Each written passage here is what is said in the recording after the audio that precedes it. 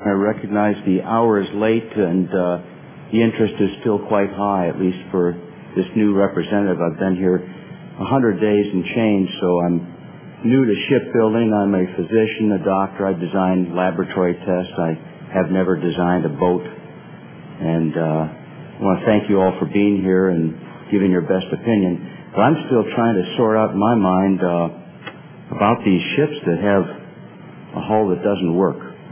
It's obvious to me that the design was less than perfect, and that no matter who touched and tried to repair the ship after this design was put into place, they were unable to keep it together. So I'm trying to decide where the buck stops. Earlier when you were testifying about the electrical wire and how well or unwell it's wrapped for security purposes, I got a little bit dizzy and confused trying to decide who's in charge. So with regard to where does the buck stop with regard to the hull design? Would that be Northrop? Would that be Bollinger? And just to make it easy for me, I built this for you. So I'll hand it to you. You can pass it around, but when it stops, that's the person I want to talk to. The buck stops here. Who's going to take it? Go ahead. Bollinger did the design work for the 110, 123 extension, and so I think it's appropriate that Mr. Stanley answer your question.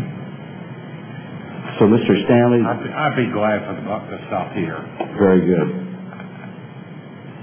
I can only supply the information that we have, and I can only tell you that the reason that I'm here today, and one of our basic corporate tenets in our company is to not shy away from good times or bad times.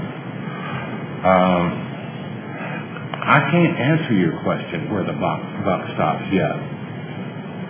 I really can't. I can tell you that we did the design.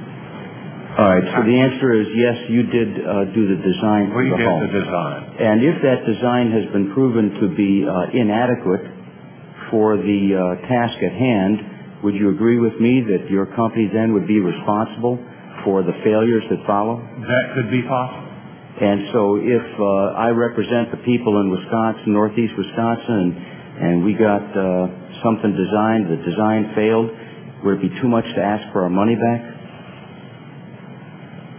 You certainly could do that. You certainly could do that.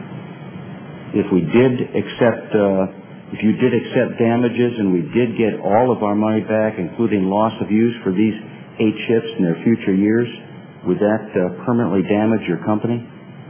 Would it put you out of business?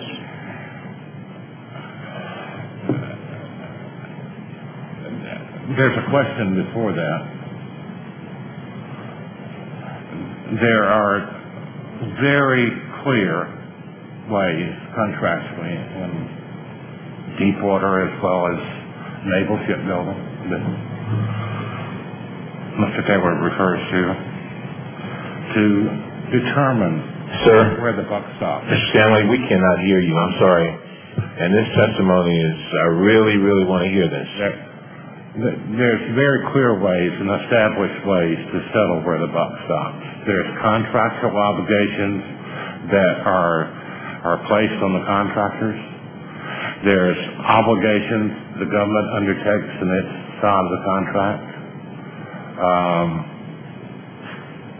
And in the case of the 110, and in the case of any dispute where the contractors and the government has a problem, there are very clear ways forward. And we encourage those ways at Bollinger's to be pursued.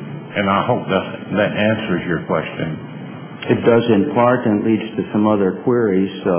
When you do design a piece of work to extend a ship off the rear end, I'm sure you had other people take a look at your plans and your designs. Is that true? Yes, and I can't tell you how many. But would that also mean that there might be other people besides your own company that should accept at least partial responsibility for this failure design? That's part of the process that is described, that I tried to describe Are any of those companies represented here this evening? Well, the Coast Guard is here. Northrop Grumman is here.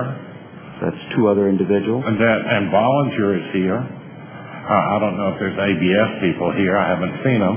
You don't think anybody else? Certainly, all three of those groups have a responsibility to share a part of the success or failure of a contract.